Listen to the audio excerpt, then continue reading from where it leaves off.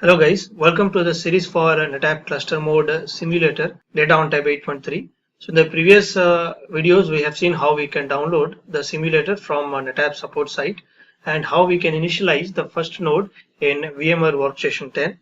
So today we will see what are the prerequisites that we have to do with the same .ovf file to make it eligible as a second node.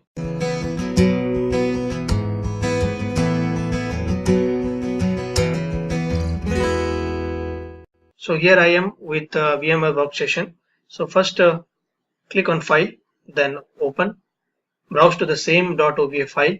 Click on Open. Name it as a different node.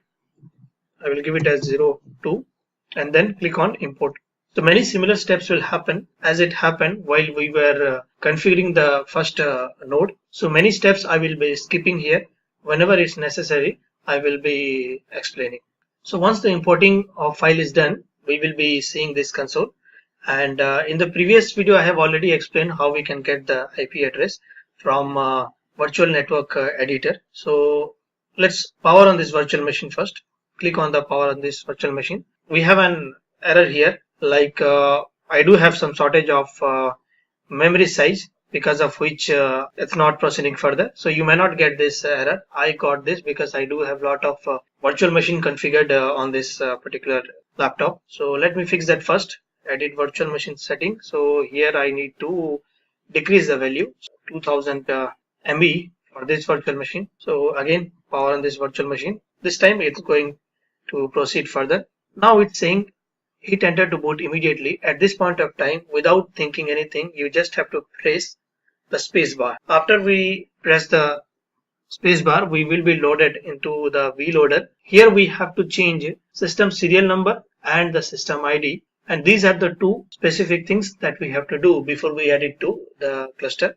So in order to do that, execute the command set env, then sys underscore serial underscore num, and then the serial number, which is 4034389-06 hyphen. So we have set the serial number. So this serial number you can get it from the PDF file that we had download in the first video. Second thing, we have to change the system ID. We can do that by executing command set env boot arg dot nvram dot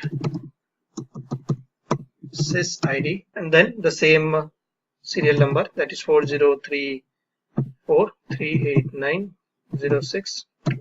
Hit enter. So in order to see the new serial number, execute print env.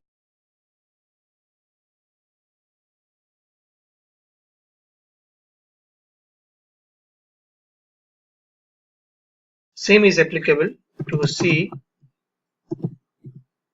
the system ID.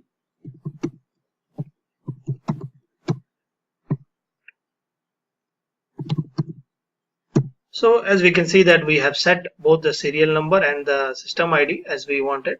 So that's all for this video, and in the next video we will see how we can initialize the node at this point of stage.